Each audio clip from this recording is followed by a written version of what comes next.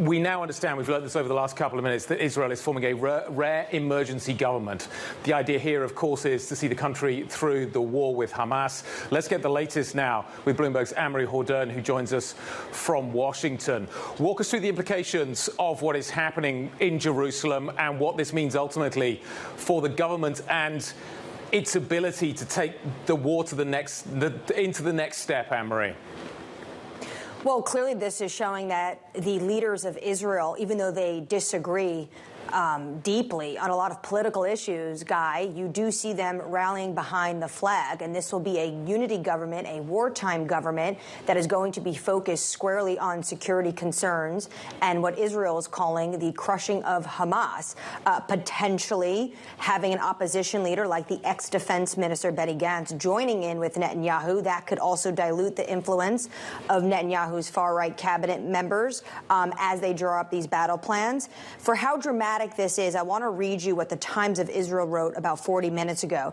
They said this kind of deal would mark a dramatic, albeit temporary shift in Israeli political alignments. Previously burned by Netanyahu in a pandemic-era unity government, Gantz has been calling for the prime minister's ouster, citing his hardline coalition's embrace of extremists, his ongoing corruption trial, and the coalition push to erode judicial checks on the government. That is from the Times of Israel, talking about how dramatic of a shift this is, and you can clearly see what the focus is when it comes from Jerusalem about this unity government. This is going to be squarely a wartime government that is going to be focused on one thing only.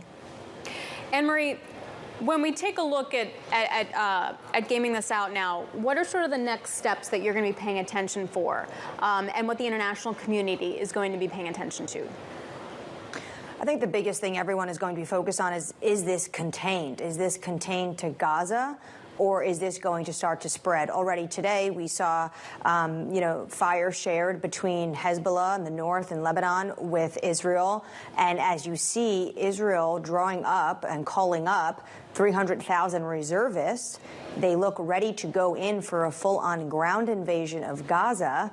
What does that mean in terms of Israel being able to defend its borders elsewhere?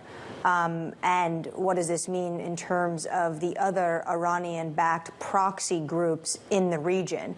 Now, with the U.S. moving the USS Gerald R. Ford into the eastern part of the Mediterranean Sea, the Joint Chiefs of Staff has said this is a significant moment to deter Iran and Iran proxies. But obviously, the fact of whether or not this volatility, this conflict spreads, that is what people are squarely focused on, I think, here in Washington, D.C. All right, Annmarie, we really appreciate it. And as a reminder, Hamas has been designated a terrorist organization by the U.S. and the EU. Annmarie Hordern joining us from D.C. We very much appreciate it.